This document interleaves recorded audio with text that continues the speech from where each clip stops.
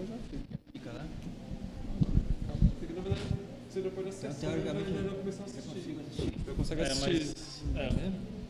Você pode voltar. Você entra na transmissão ao vivo e volta que você consegue assistir, né? Isso. A questão é que depois a gente corta, né? O vídeo aí principal. Não, mas corta, mas ele vai assistir até o final. Separar e ver dele. Mas aí isso faço hoje à noite. Vocês cortam aqui. Porque a transmissão que tá aqui, pode deixar os microfones ali, né?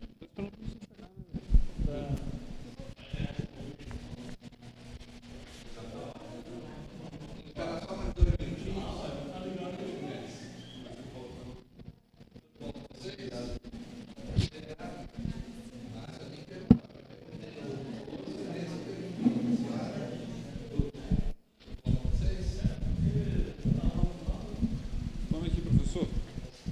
Seu microfone. Só que não sai áudio. É só lá pra internet. Não, eu sei. É igual que eu uso o microfone pra pergunta. Quando tiver pergunta, não pode dar nada, não vai entender nada. Como assiste o professor não vai, né?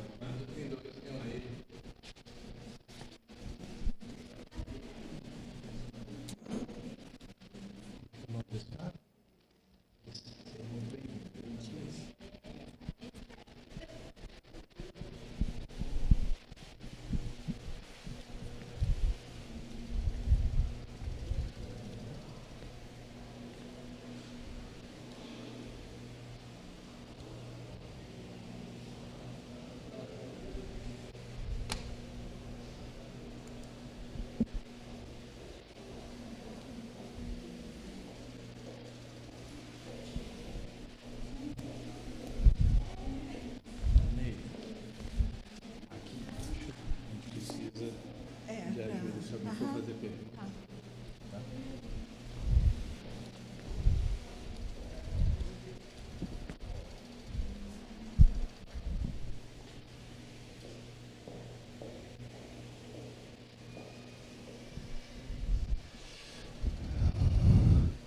Gente, vamos começar a nossa aula então. Bom dia para vocês, bom dia para vocês que estão aqui, bom dia para quem está nos ouvindo aí pela internet também. Que Deus possa abençoar muito esse momento que nós vamos ter aqui.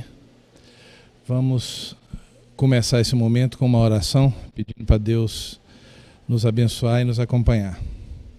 Senhor nosso Deus, muito obrigado, Senhor, pela oportunidade que o Senhor nos dá de estarmos aqui hoje, Senhor, na Tua casa, reunidos, Senhor, para aprender um pouco mais, Senhor, da Tua palavra, dos planos, Senhor, que o Senhor tem para nós enquanto igreja, enquanto filhos Teus, Senhor.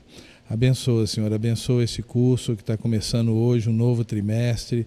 Abençoa, Senhor, os professores, a minha, a Oneida.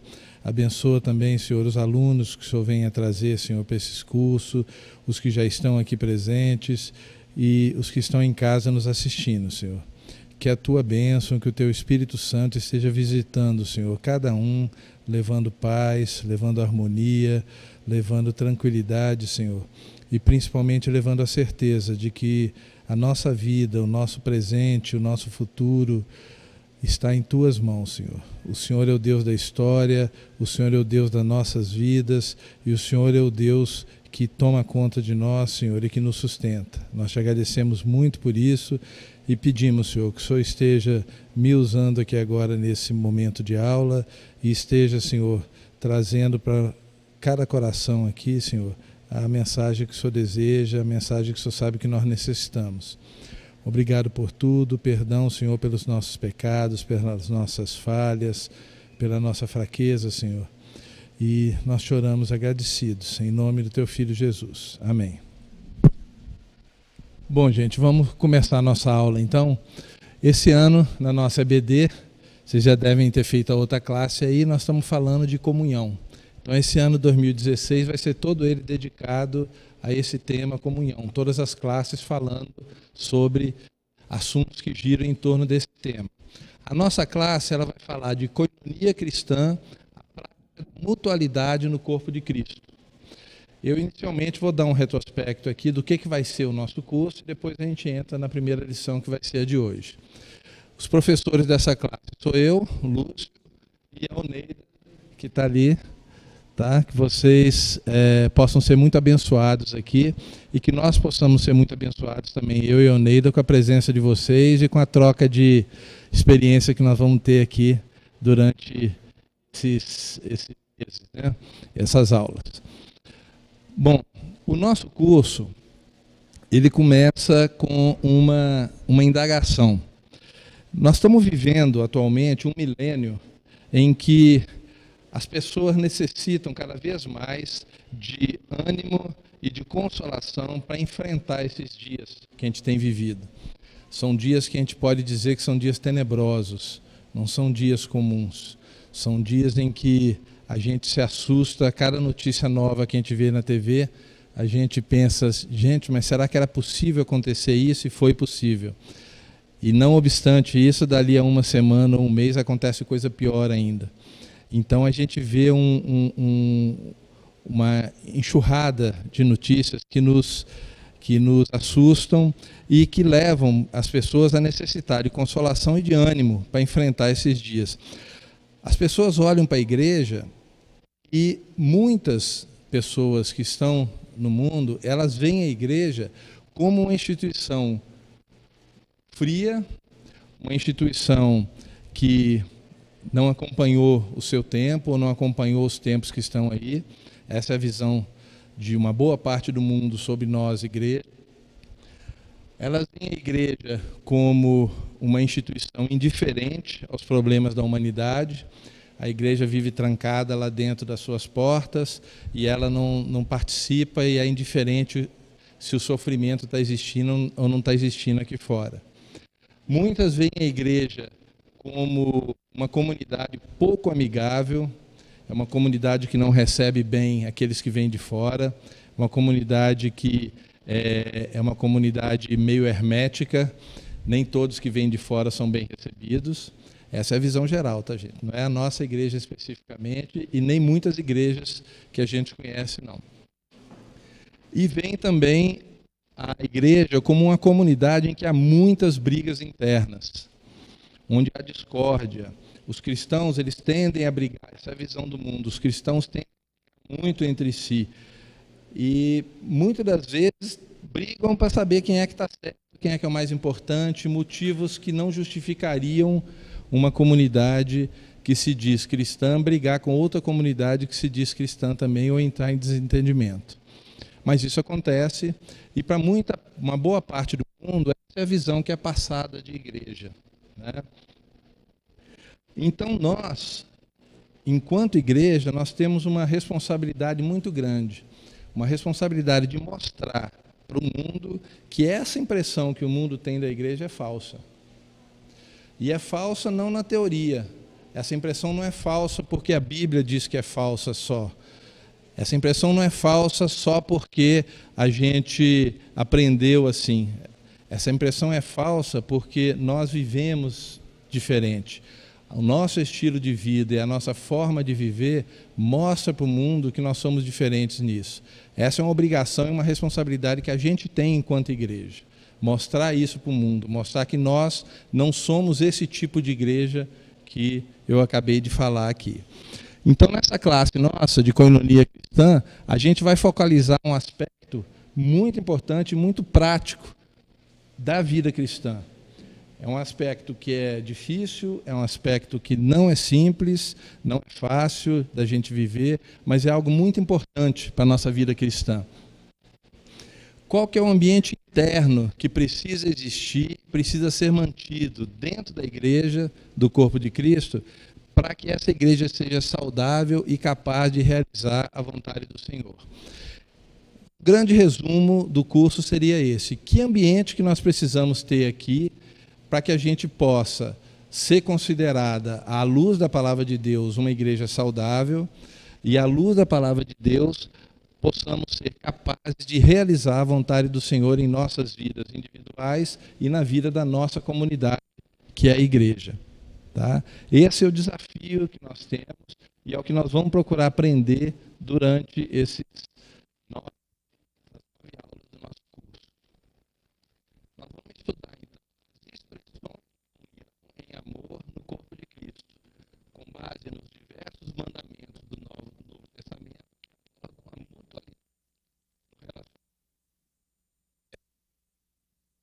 três conceitos que eu chamei a atenção aqui: expressões de comunhão, mandamentos e mutualidade. A Bíblia, no Novo Testamento, ela é rica em mandamentos mútuos. Mandamentos mútuos são aqueles mandamentos que Deus ordena para a gente tomar uma certa atitude e receber essa mesma atitude dos irmãos. O mandamento mútuo mais clássico e mais importante é o amem-se uns aos outros. Amai-vos uns aos outros. Você dá amor e você recebe amor. Da mesma forma que existe esse mandamento, existe uma série de outros mandamentos. E todos eles acabam desembocando na questão da convivência, na questão da comunhão. E é isso que nós vamos estudar aqui. Nós vamos ver como que esses mandamentos afetam a nossa vida cristã e vamos estudar vários desses mandamentos durante as nossas aulas. As nossas aulas elas vão estar divididas, o nosso curso vai estar dividido em 9 aulas. Nós vamos ter uma primeira aula, que é essa aqui, e que nós vamos, daqui a pouquinho, entrar nela. Nós vamos falar sobre a comunhão no mundo pós-individualista. Na aula, vamos falar da comunhão, a mutualidade cristã, os mandamentos recíprocos, para a gente entender o que é comunhão. Depois, a mutualidade e os dons espirituais, a relação que existe entre os dons espirituais tem relação. Nós vamos estudar qual é a relação que existe na quarta aula, o lugar da mutualidade no Ministério Geral da Igreja, como é que a mutualidade ela se encaixa dentro da Igreja, dentro dos diversos ministérios que a Igreja tem.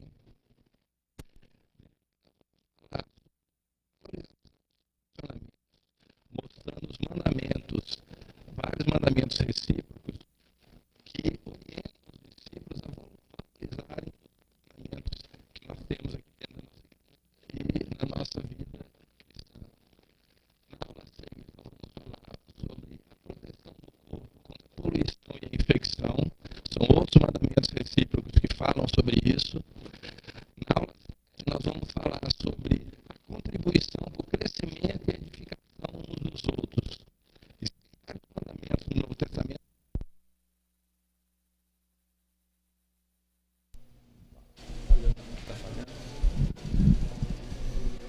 Então, existem vários mandamentos no Novo Testamento em que Jesus nos orienta, Deus nos orienta, como que a gente pode contribuir para o crescimento e para a edificação do nosso próximo, dentro da igreja. Então, nós vamos analisar isso na 7ª aula.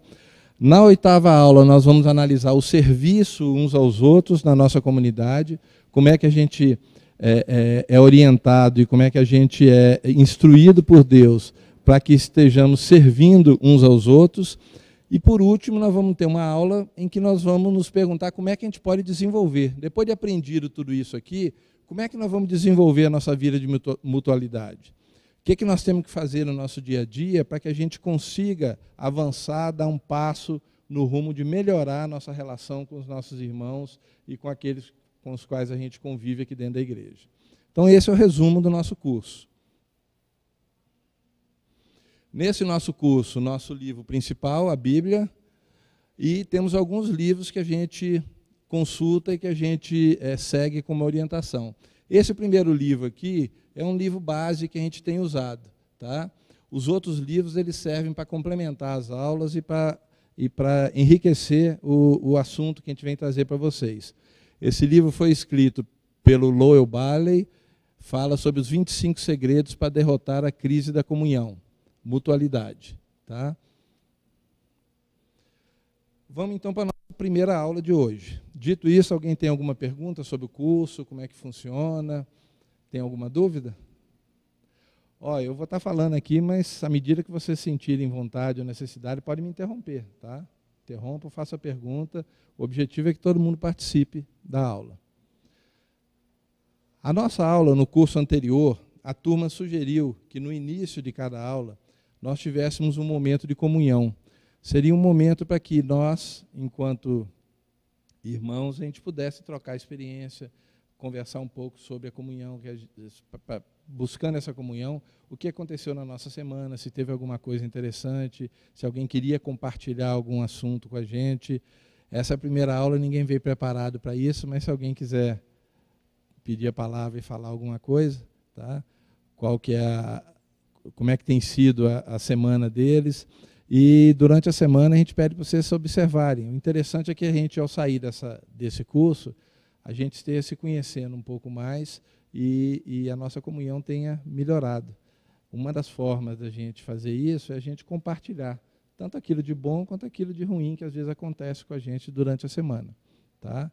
Então, todo início de aula a gente vai ter um momento de comunhão e para todos aqueles que quiserem compartilhar alguma coisa com a gente. Nessa primeira aula, alguém quer falar alguma coisa? Não? Vamos seguir então nossa aula aqui. Só um minuto.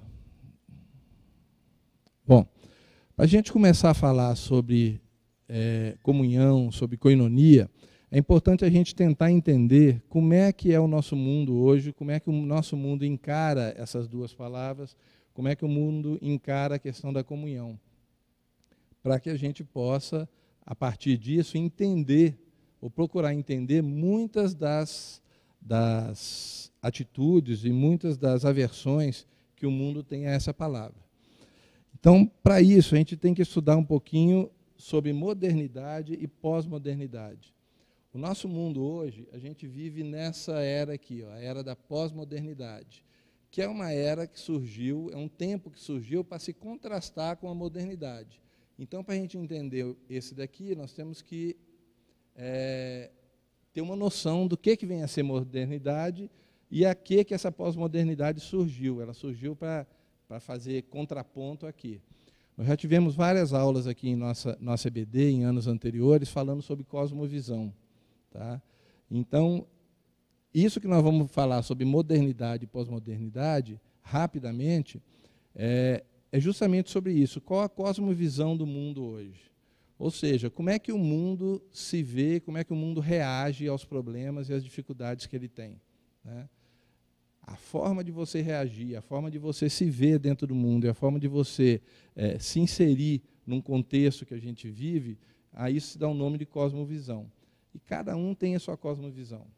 Ninguém deixa de ter uma cosmovisão. A pessoa reage de acordo com aqueles valores que ela tem interiorizados.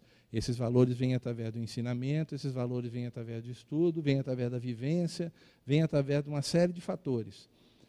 O certo é que o mundo hoje ele passa para a gente parte desses valores de forma assim mastigada.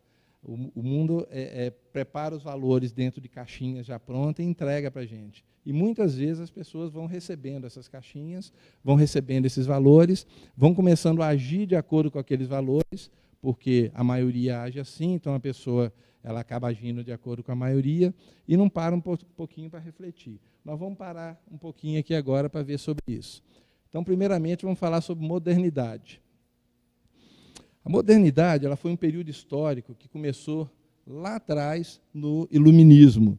No século XVIII e até metade do século XX, a gente tinha ainda, vivia esse tempo de modernidade. Ela começou com o iluminismo e com a crença, na época, a crença e centralidade da ciência e da racionalidade crítica. Tudo pode ser explicado, tudo a ciência pode explicar. Se a ciência não explicou, é porque ela ainda não descobriu, mas ela vai descobrir. O raciocínio que se tinha naquela época e que balizava essa modernidade era isso. A ciência e o raciocínio e a racionalidade crítica é a coisa mais importante que tem. Isso é que governava as ações na época da modernidade. Uma busca pelo saber e pela liberdade de pensamento. As pessoas passaram a ter, contrário à época anterior, em que existia uma repressão muito grande, você não podia ter liberdade para pensar, porque você podia ser caçado, você podia ser queimado como bruxa, você podia sofrer uma série de punições. O mundo passou a ter liberdade de pensamento e a buscar essa liberdade de pensamento. Então, era o conhecimento, a ciência, a racionalidade e a liberdade de pensamento. Tudo isso, em resumo, dizia que a razão e o progresso são os guias da humanidade. Então, a modernidade pregava isso, razão e progresso. com isso a humanidade vai progredir, com isso a humanidade vai ser feliz, a humanidade vai encontrar a razão de ser dela, se ela pensar dessa forma. Contrário à época anterior, em que Deus era o centro do universo, na modernidade o homem passou a ser o centro do universo. Então, são dois conceitos, antropocentrismo e teocentrismo. Antro de homem e teo de Deus. Então, o homem passou a ser o centro do universo na época de modernidade que a gente começou a viver desde o iluminismo. Outro conceito que eles tinham, o homem é naturalmente bom, mas ele se corrompe pela sociedade com o passar do tempo. Alguém já deve ter escutado isso, que o homem nasce bom, a criança nasce boa, a criança é boazinha quando nasce. E com o tempo é que ela vai se corrompendo, porque ela vai convivendo conosco e convivendo com a sociedade, ela vai se corrompendo. Bem contrário ao que a Bíblia diz, que todos nascem em pecado. Né? Todos nós nascemos em pecado me concebeu minha mãe, mas na modernidade se pensava que não, que o homem nascia puro.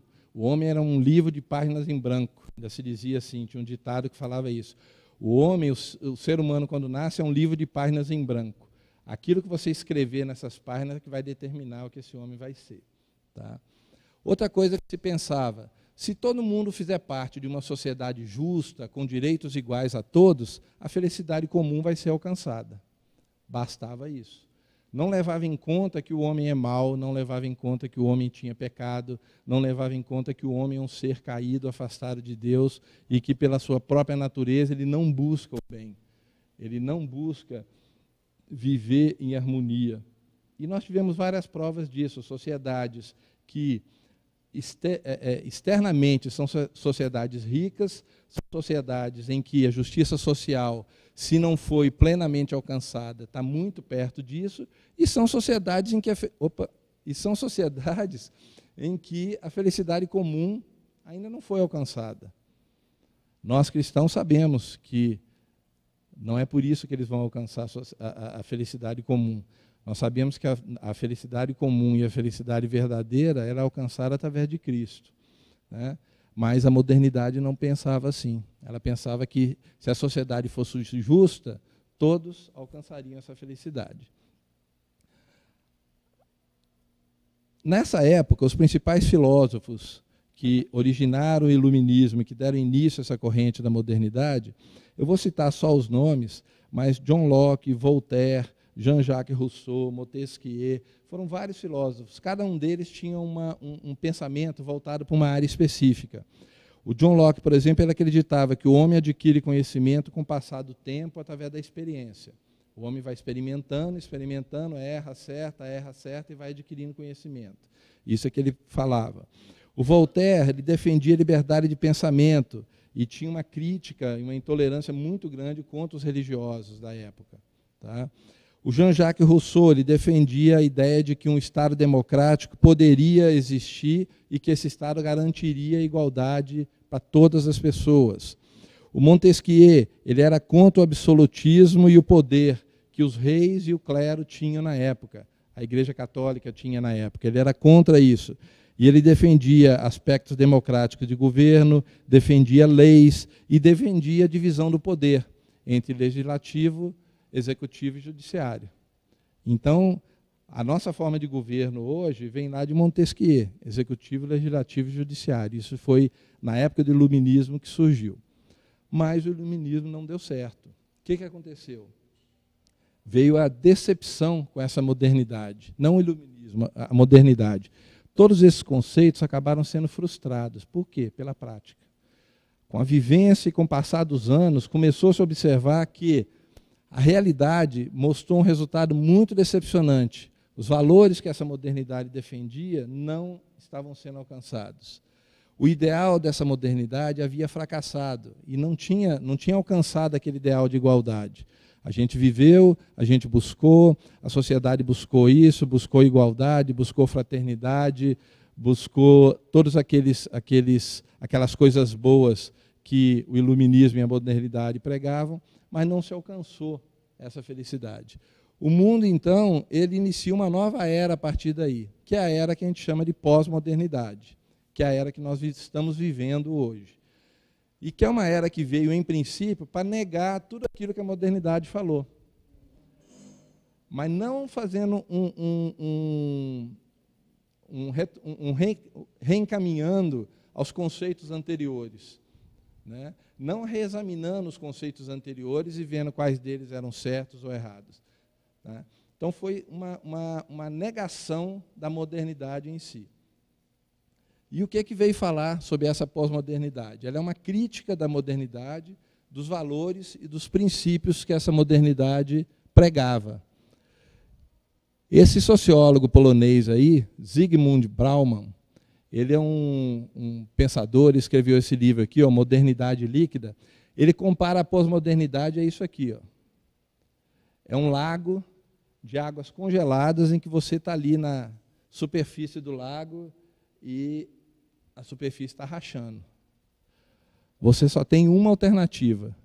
Ou você atravessa correndo sem olhar para trás, ou você enfrenta o risco de afundar nessas águas aí e sucumbir a elas. Ele compara a modernidade a isso, tá? A algo que você, se você parar para pensar, se você parar para poder refletir, você vai afundar.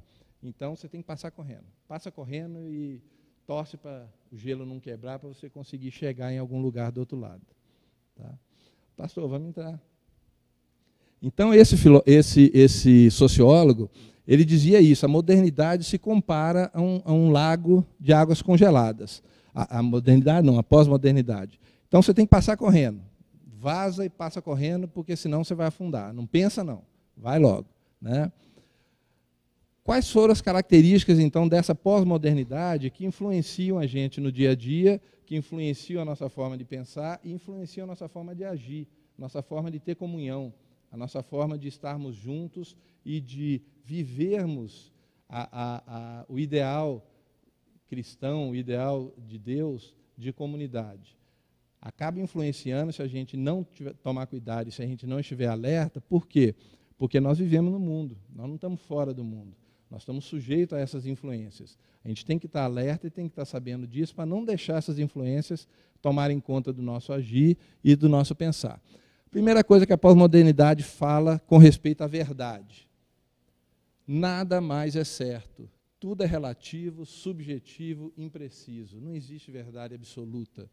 Não existe verdade sobre nada. Essa é a primeira coisa e uma das mais sérias que a pós-modernidade fala. E a gente vê isso no dia a dia. A gente vê isso no agir das pessoas. Não, tudo bem. Você pensa dessa forma, você tem direitos. Ninguém está certo, ninguém está errado aqui. A gente vê muito isso em ambiente não cristão. Ninguém está certo, ninguém está errado. Você tem sua forma de pensar, eu tenho a minha. Nós, cristãos, sabemos que não é bem assim. Nós sabemos que existe uma verdade absoluta. E mais grave, existe uma verdade absoluta revelada. Essa verdade está revelada na palavra de Deus. O que é isso, pastor? Aqui, ó. Fica daqui para lá, senão você sai da câmera. Tá bom? Daqui para lá você pode movimentar, daqui para cá você está fora. Ah, beleza. Bom, mas... Então, nós sabemos que existe uma verdade absoluta. Nós sabemos que Deus, as verdades que Deus revelou para a gente na palavra dele são imutáveis, são eternas. E a pós-modernidade não acredita nisso. A pós-modernidade acredita que a verdade não existe, a verdade é relativa, depende do ponto de vista e depende da circunstância. Outra coisa que a pós-modernidade pensa sobre capitalismo. Até então, a ideia de capitalismo, de você acumular riquezas, era para você se prevenir para tempos em que houvesse necessidade.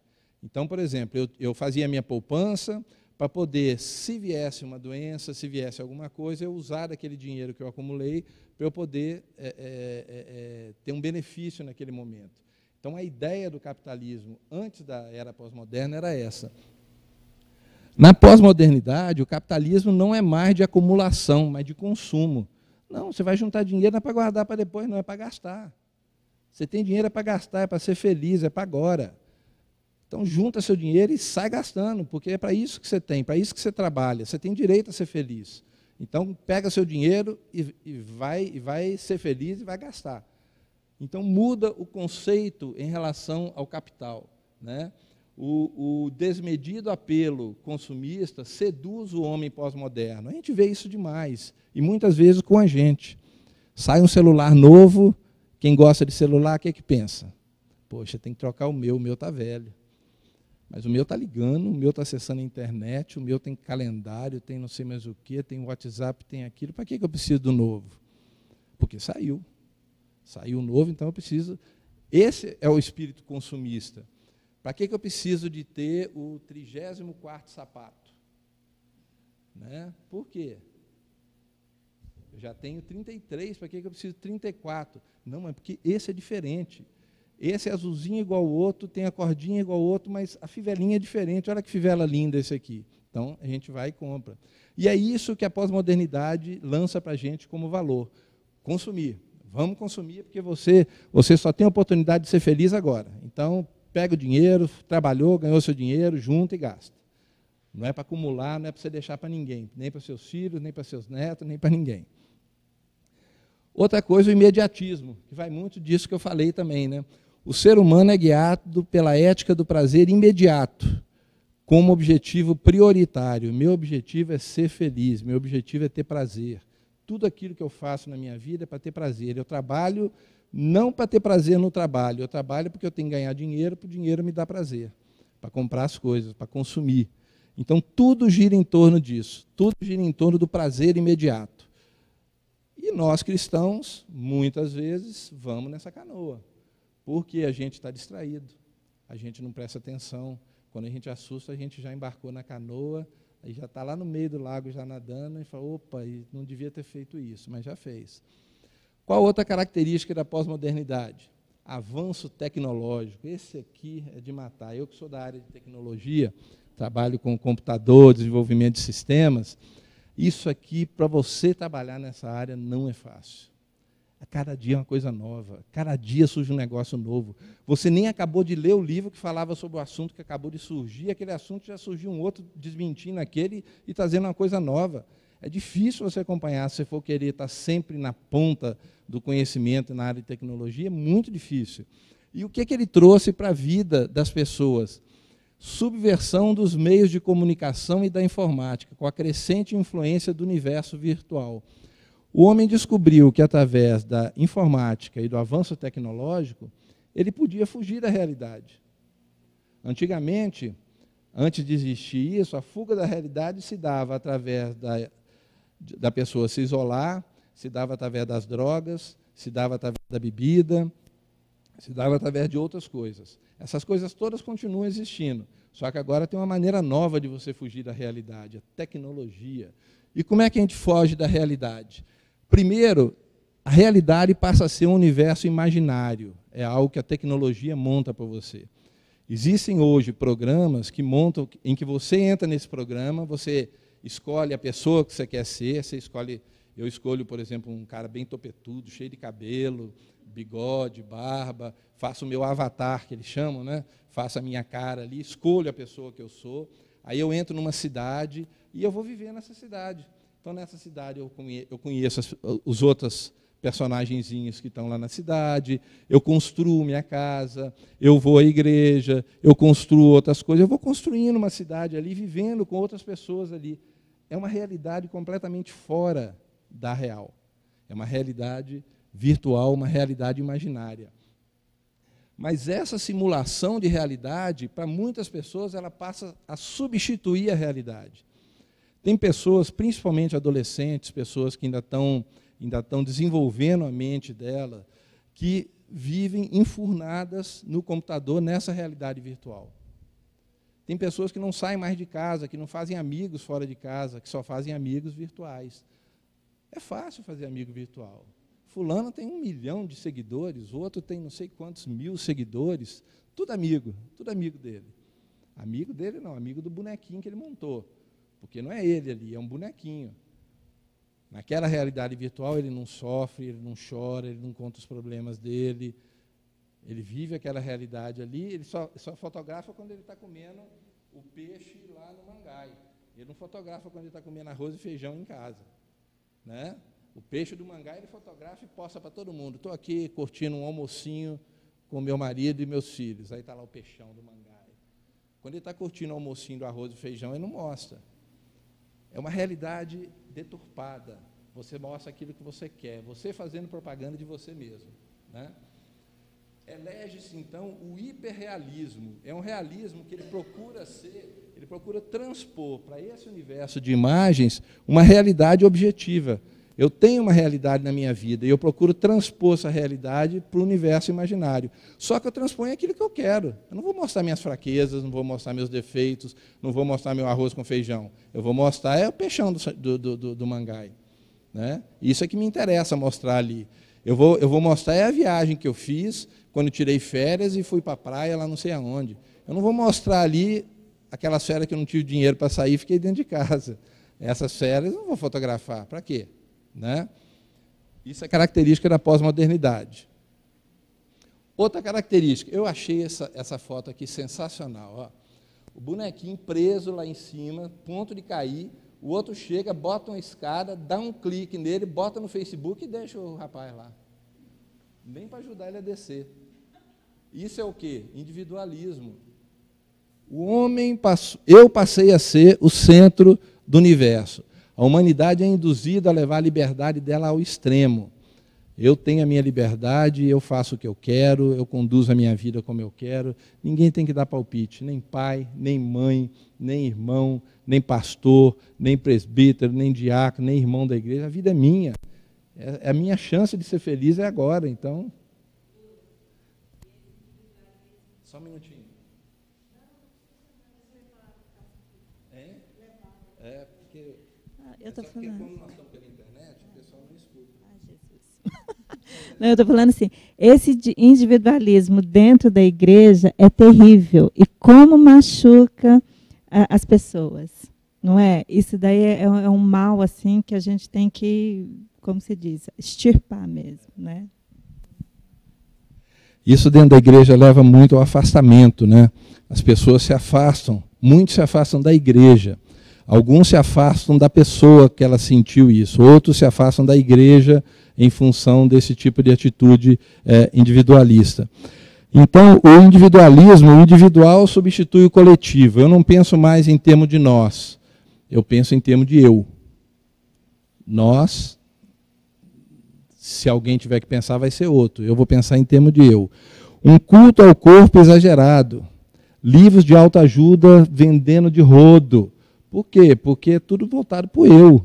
Eu tenho que estar com o corpo perfeito. Então eu vou na academia, malho para ficar com o corpo do jeito que o mundo diz que eu tenho que estar. Aí eu compro livro. Quando eu tenho problemas, quando eu passo por alguma coisa, eu compro um livro de autoajuda, porque ninguém fica sabendo. Através do livro eu me ajudo sozinho. Então eu pego lá, leio o livro e tal. É isso. E vou tentando tocar a minha vida dessa forma. E os relacionamentos na pós-modernidade? Esses, então, sofreram uma mudança brutal. Já vinham sofrendo com a modernidade, passaram a sofrer mais ainda. Primeiro, os relacionamentos passaram a ser momentâneos. Os relacionamentos não são mais duradouros. Não existe mais aquela busca de relacionamentos duradouros. Como a regra é ser feliz e ser feliz agora, se você está num relacionamento e encontra um problema, você cai fora. Não é lógico? Para o mundo isso é lógico, não é? Se eu estou aqui no mundo para ser feliz, eu estou num relacionamento em que eu estou brigando, eu não vou me desgastar para tentar arrumar o relacionamento. Eu vou cair fora e vou arrumar outro. Não é isso? E é isso que a gente vê por aí no mundo, né? Amores líquidos, amores que não têm sustentação, amores que você não tem duração. Você tem uma pessoa hoje, tem outra amanhã, tem outra depois. Você vai numa festa, conhece um, fica, conhece outro, fica. É o tal do ficar, que muitos adolescentes hoje fazem assim, e muitas pessoas adultas fazem assim. Muitos adultos adoraram essa história do ficar, porque era a deixa que eles estavam esperando para poder ter esse tipo de vida. E que antes aquilo ficava mais ou menos refreado, depois desse ficar, aí liberei geral. Desvalorização da família. Desconfiança e desprezo intrapessoal. Eu não quero compartilhar o meu coração, a minha vida, os meus sofrimentos com ninguém. Por quê? Primeiro que eu desprezo as outras pessoas no sentido de que elas possam me ajudar. Eu não acredito que ninguém possa me ajudar em nada. Segundo, eu tenho uma desconfiança. Qualquer fraqueza minha que eu demonstre para uma pessoa, a pessoa vai usar aquilo depois contra mim, vai usar aquilo para ser mais do que eu, ou para poder me humilhar, ou para poder revelar aquilo diante de outros, ou para poder fazer fofoca com aquilo. Então, eu não quero. Então, eu desconfio de todo mundo. Ninguém merece a minha confiança. Isso a pós-modernidade também prega. Tudo isso que eu estou falando, a gente vai pensando aí o seguinte: tudo isso a igreja está sujeito. Não quer dizer que a igreja pratique, não quer dizer que a igreja faça. E não quer dizer que a igreja é orientada a fazer, porque a palavra de Deus não orienta a fazer isso. Mas a gente, como está no mundo, a gente está sujeito a esse tipo de força que o mundo tem, esse tipo de influência que o mundo exerce sobre a gente. Relacionamentos centrados no eu. Para que você está namorando? Para ser feliz. Para que você casou? Para ser feliz. Por que você teve filho? Para ser feliz, ou então porque eu não pensei e veio. Né? Tudo é centrado no eu. Você não casou para fazer alguém feliz. Você não se relaciona para fazer o bem de alguém. Você se relaciona para você. Eu me relaciono para ser feliz. Se eu não estou feliz, dá licença que eu vou procurar outro relacionamento. Né? Então, tudo é centrado na pessoa. Tudo busca a felicidade e o valor da pessoa. Os outros são meros instrumentos para aquela pessoa alcançar aquele objetivo dela, que é ser feliz. Isso é a pós-modernidade que nós estamos vivendo. Está acabando as características. Outra característica, fluidez. Tudo é fluido, tudo é líquido, tudo é efêmero, então não preocupa. Casamento deu certo, parabéns. Não deu certo, não liga não, arruma outro, vai partir para outro. Casamento, não precisa nem de casamento, casa não, só junta. Tudo é fluido mesmo, tudo acaba, não tem nada concreto nesse mundo, não. Esse mundo todo é assim. É isso que a pós-modernidade prega. Tudo que é sólido se desmancha no ar. Aquele autor lá, aquele polonês que eu falei, por isso é que ele usa o título daquele livro dele, chama Modernidade Líquida. Ele chama de modernidade líquida porque, na pós-modernidade, nada mais é realmente concreto. Não existe concretude em mais nada. Tudo é fluido, tudo é líquido, tudo se molda ao que você quiser. Tá?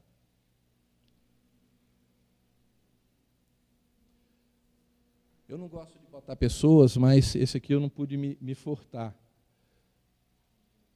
Essa fluidez, ela chegou à própria característica da pessoa. Deus te fez de uma forma, Deus te fez mulher, e você hoje se transforma em homem. São a mesma pessoa, tá? É a pessoa que, antes dela se transformar nisso daqui. Isso é característica da pós-modernidade. Inclusive isso. O meu sexo, eu que determino. Eu sou homem, mas se eu quiser ser mulher, eu faço uma cirurgia, eu boto implante e eu me transformo numa mulher. Eu sou mulher, mas se eu não quiser ser mulher, eu me transformo num homem. Pelo menos externamente, isso já é possível com a medicina hoje em dia, e com os remédios, e com as coisas todas. É outra característica da pós-modernidade. Aí vem a pergunta, nós cristãos vamos chegar agora para um homem pós-moderno, que vive dentro daquilo que nós acabamos de falar, e vamos pregar para ele comunhão e koinonia. O que é que vocês acham que ele vai entender quando a gente fala em comunhão e koinonia para ele? Como é que vocês acham que o homem pós-moderno, como é que ele encara a comunhão e koinonia?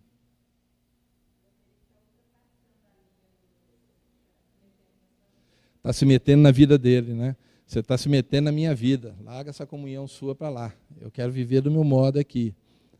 Existe,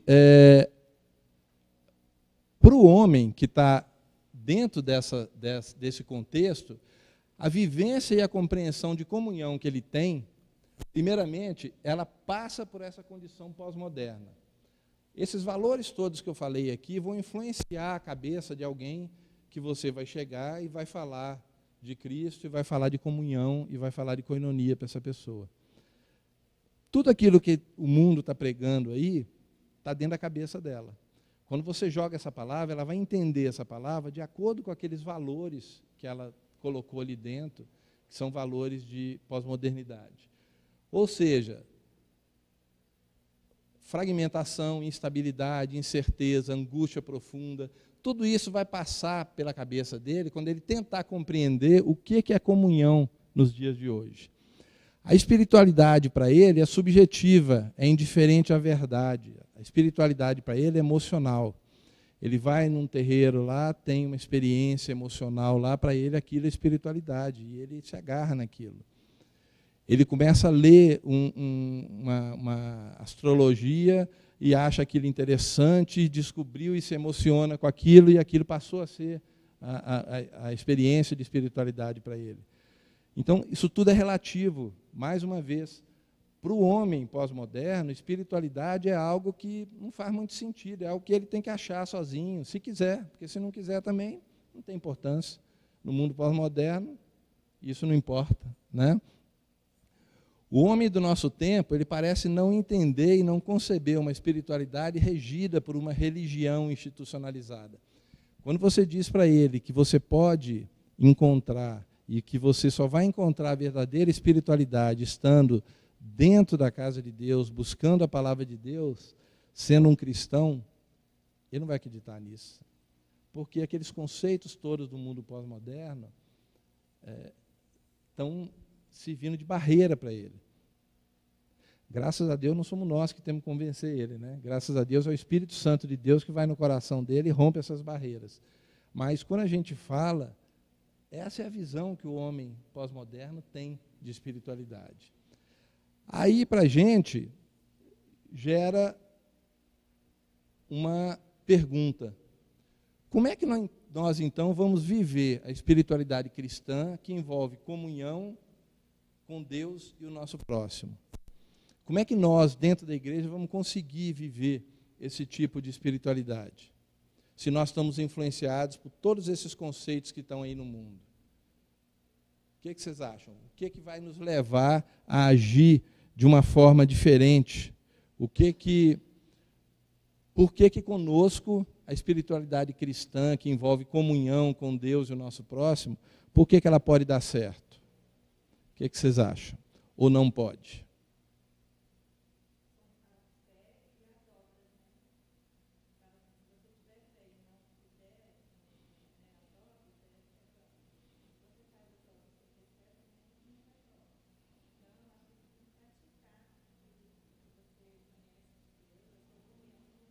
Fé e obras, praticar aquilo que você conhece de Deus, né?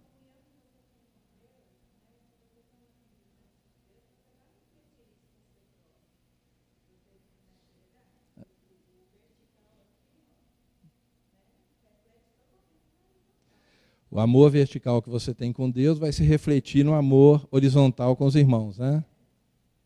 Alguém tem alguma outra ideia com respeito a isso? Uma forma da gente viver essa espiritualidade, ela foi deixada para a gente como experiência prática, um relato de uma vida prática, que foi tida pelos nossos irmãos já há algum tempo, irmãos que viviam isso. Lá na palavra de Deus, em Atos 2, 42 a 47, está escrito assim: e perseveravam na doutrina dos apóstolos e na comunhão, no partir do pão e nas orações. Em cada alma havia temor, e muitos prodígios e sinais eram feitos por intermédio dos apóstolos. Todos os que creram estavam juntos e tinham tudo em comum. Vendiam as suas propriedades e bens, distribuindo o produto entre todos, à medida que alguém tinha necessidade. Diariamente, perseveravam unânimes no templo, partiam pão de casa em casa e tomavam as suas refeições com alegria e singeleza de coração, louvando a Deus e contando com a simpatia de todo o povo. Isso está em Atos 2, 42 a 47. Normalmente eu peço para a gente ler todos juntos. Eu estou lendo aqui agora por causa do microfone. Aqui em Atos tem um exemplo para a gente. Qual era a atitude dos apóstolos na época apostólica, na igreja primitiva? O que eles entendiam por comunhão naquela época? Comunhão para eles era perseverar na doutrina, perseverar na comunhão com os irmãos, partir o pão em conjunto, orar, ter temor a Deus, estar junto e ter as coisas em comum, perseverar no templo, partir o pão de casa em casa, louvar a Deus. Tudo isso fazia parte da vida, do cotidiano dos nossos irmãos apóstolos. Quais desses comportamentos aí hoje fazem parte do nosso cotidiano, hein? A gente tem que refletir sobre isso, né?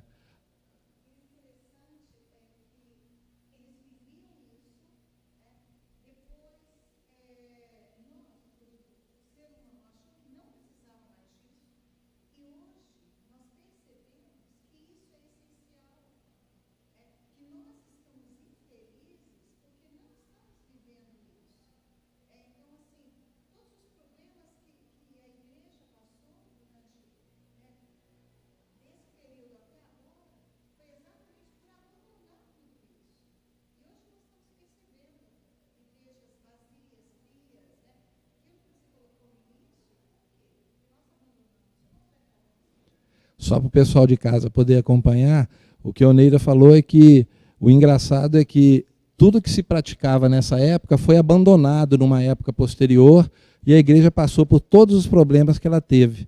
Se tornou uma igreja fria, uma igreja distante da comunidade, uma igreja que não refletia, que não tinha amor por aqueles, os pastores não tinham amor por aquele rebanho que ele estava pastoreando, e que hoje em dia há uma volta a esse conceito evangélico, né? Esse conceito, né? Hoje em dia muitas pessoas buscam isso. Você, quando busca hoje uma comunidade, uma igreja, muitos esperam encontrar isso aqui, esse estilo de comunhão, né? Vamos dar... Alguém falou? Não, fica à vontade.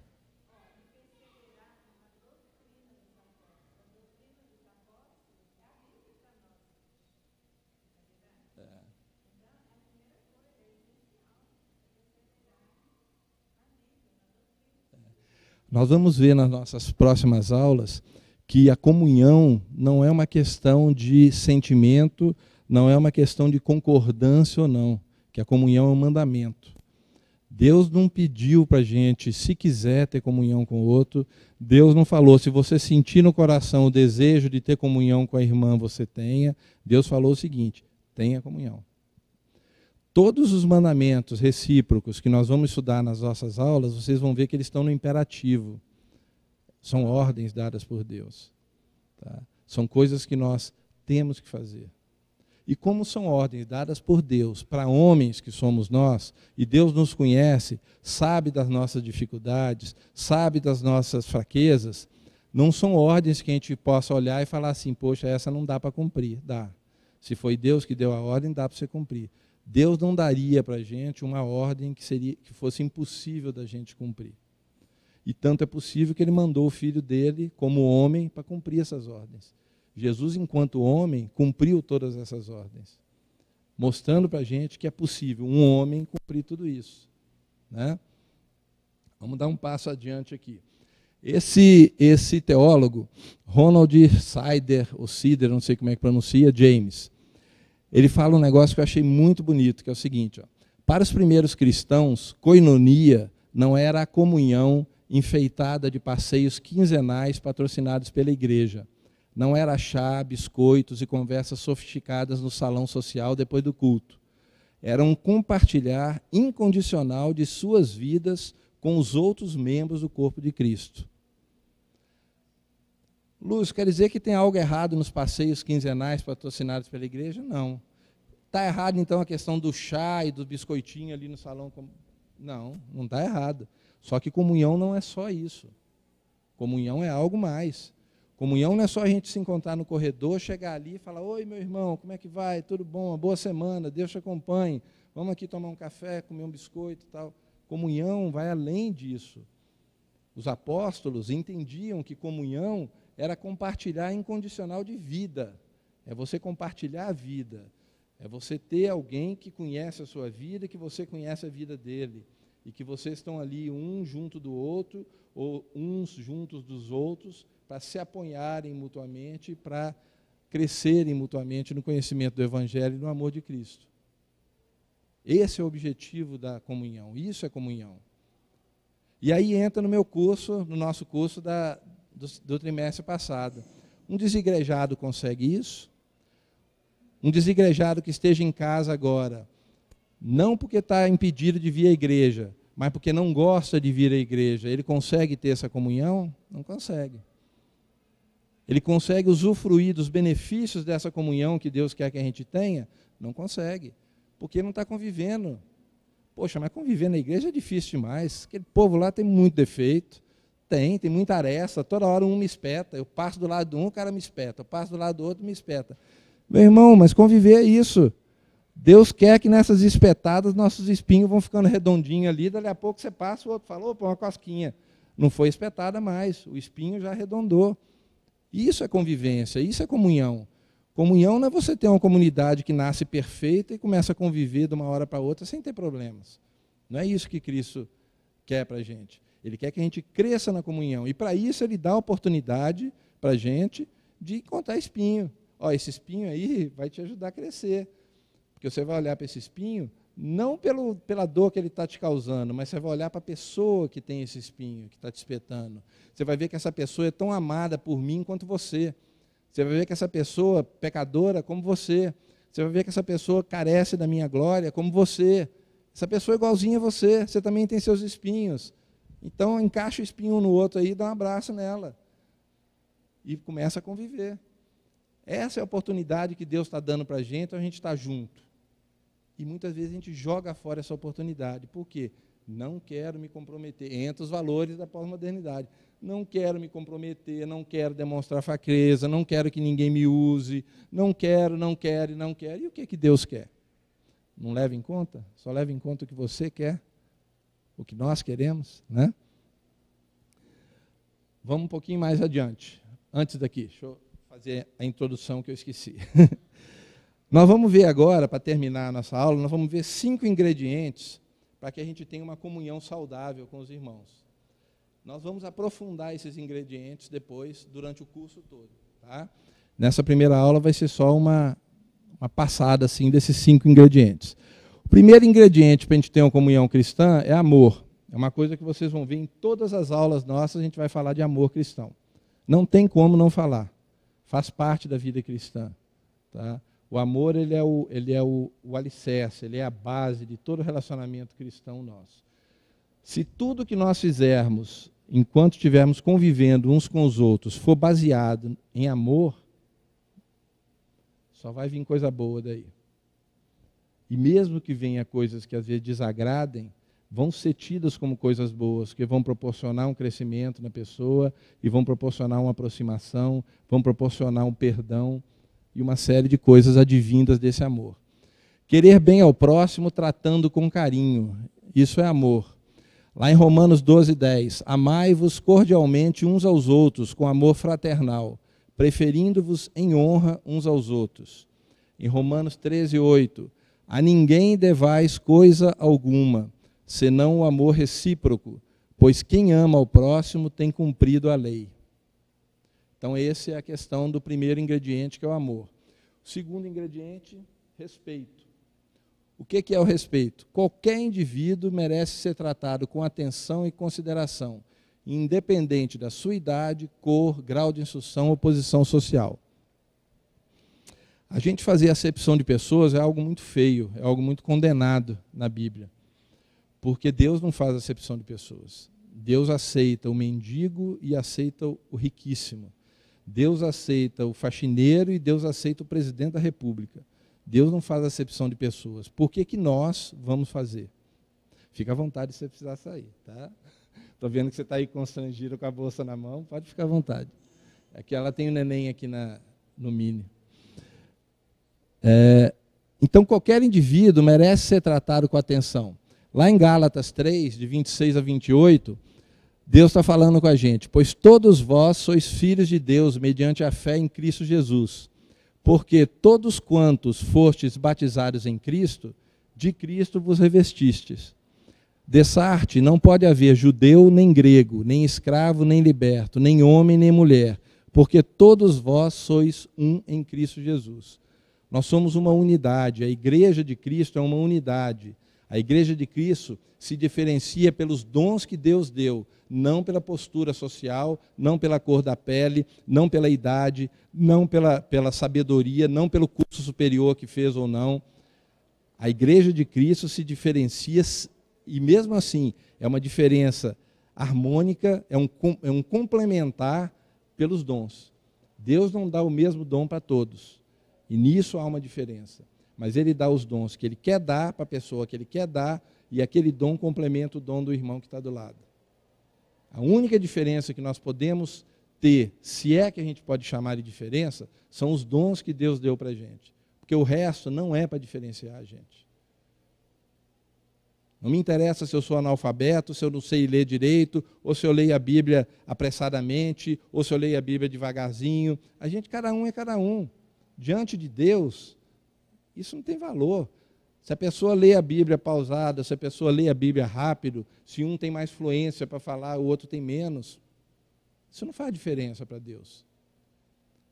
Faz diferença para Deus é o coração. Como é que está o coração de cada um? Aí Ele sabe, né? Terceiro, suporte. Capacidade de oferecimento voluntário e espontâneo que o crente possui para sustentar os mais fracos na fé, como um tipo de esteio que suporta uma pesada e frágil parede, impedindo-a de cair e se espatifar ao chão. Uma outra figura que a gente pode ver são daquelas árvores, quando começa a crescer, são árvores que depois ficam fortes, mas quando cresce, é um raminho que às vezes você tem que amarrar ele assim, faz um quadrado de madeira em volta, amarra aquele raminho ali, para você dar para ele a direção que ele vai crescer. Depois que ele crescer e ficar um tronco forte, meu irmão, tira aquela madeira, tira aquela cordinha que você botou, porque ele já vai crescer no rumo. Mas mesmo aquela árvore forte, quando não era forte ainda, precisou de alguma coisa apoiando ela ali. Esse é o tipo de suporte que a gente tem que dar para os irmãos. Suporte para crescimento, não suporte para crítica. Não usar do convite a suportar os irmãos naquele outro sentido de suporte. Ah, aquele irmão chato, deixa eu suportar esse cara aqui, porque Deus mandou suportar. Fala, meu irmão, o que você quer? Não é essa a ideia. A ideia é o seguinte, meu irmão, o que eu posso te ajudar? Qual tipo de apoio você está precisando para crescer? Qual dúvida que você está tendo? O apoio é para crescimento, o suporte é para crescimento. Romanos 15:1. Nós que somos fortes devemos suportar as fraquezas dos fracos e não agradar a nós mesmos. Efésios 4:1-2. Como prisioneiro no Senhor, rogo-lhes que vivam de maneira digna da vocação que receberam. Sejam completamente humildes e dóceis e sejam pacientes, suportando uns aos outros com amor. Voltou a palavrinha mágica aí, ó, amor. Quarto e penúltimo ingrediente, humildade.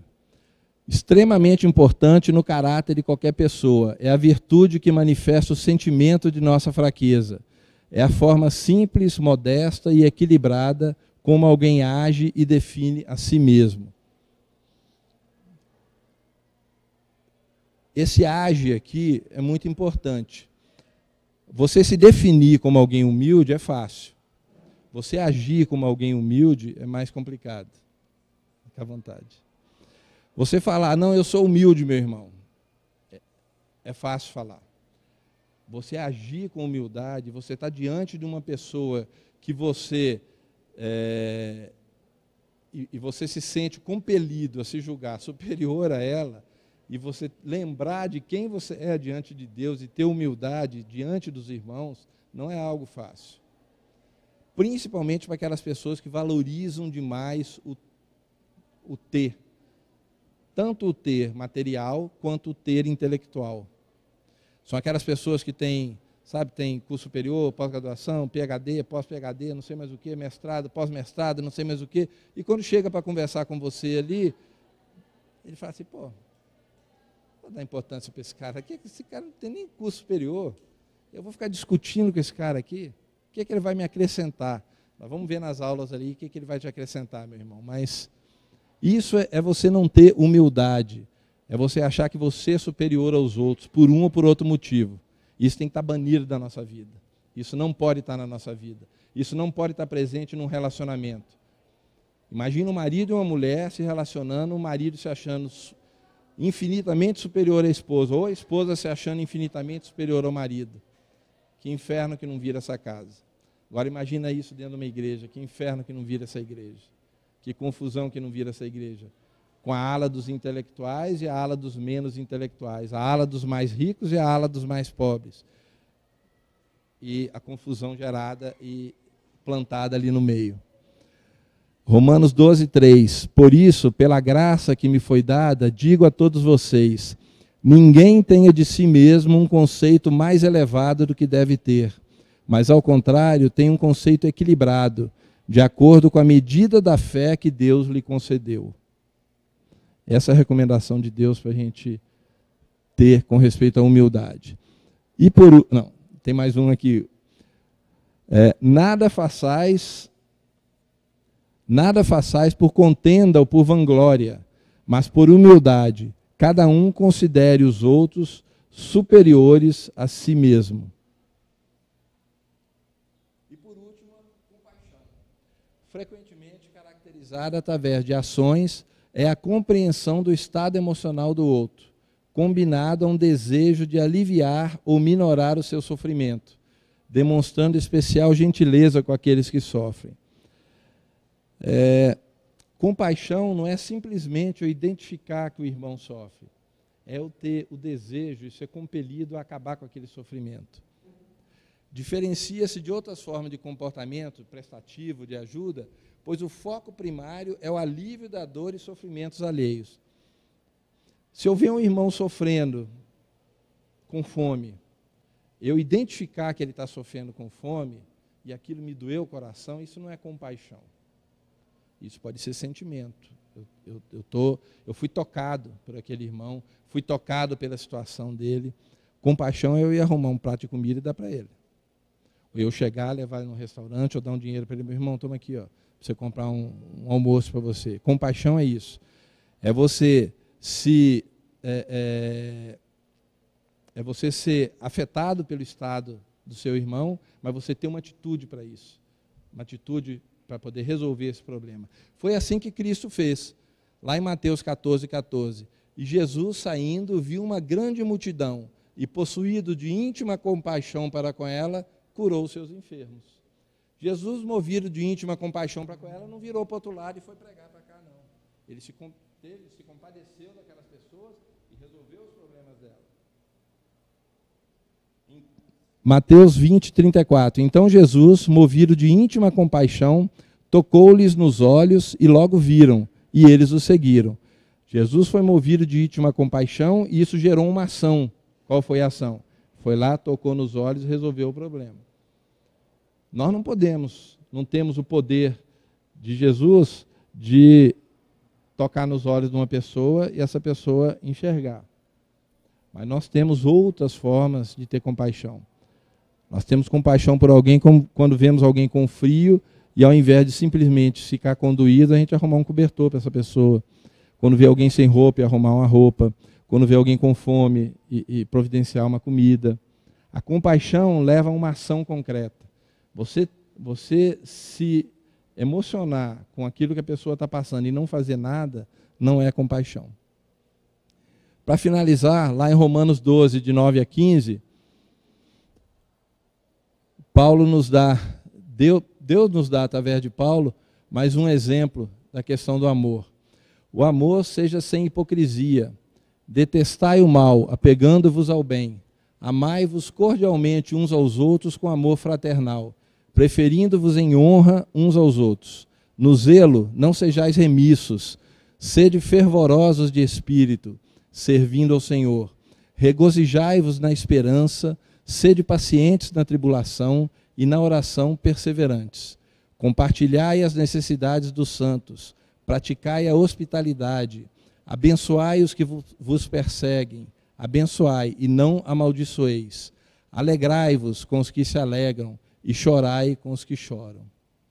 Eu destaquei aqui uma série de atitudes, amor sem hipocrisia, amor fraternal, zelo, fervor, esperança, paciência, perseverança, compartilhar necessidades, hospitalidade, abençoar uns aos outros, alegrai-vos com os que se alegram, e eu esqueci de marcar o chorai com os que choram. Nessa nossa aula, então, a gente viu uma introdução do porquê. Primeiro, por que o mundo hoje não vê com bons olhos e recebe de uma forma arredia a questão da comunhão. A gente viu o que o mundo pensa hoje, em que o mundo está mergulhado. Apesar disso, Deus nos faz um convite, nos dando uma ordem, para termos comunhão uns com os outros. E durante as nossas próximas aulas nós vamos ver isso. Nós vamos ver como que nós podemos ter essa comunhão e vamos entender melhor um pouquinho sobre essa questão da comunhão, da mutualidade cristã e dos mandamentos recíprocos. Na próxima aula nós vamos falar sobre isso. Beleza? Alguém tem alguma pergunta, alguma dúvida? Queria ponderar alguma coisa?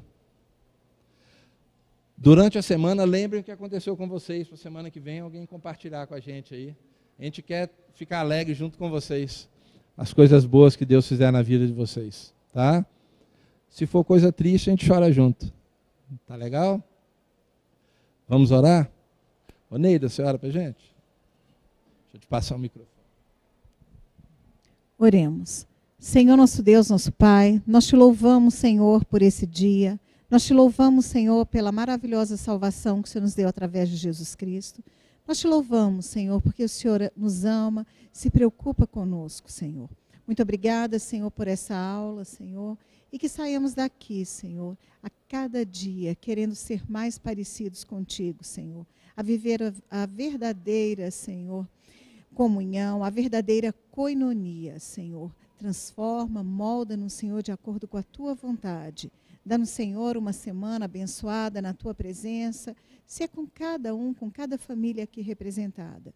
Nós te oramos agradecidos, no doce e precioso nome de Jesus. Amém. Gente, uma boa semana para vocês. Deus acompanhe até a noite. Tudo.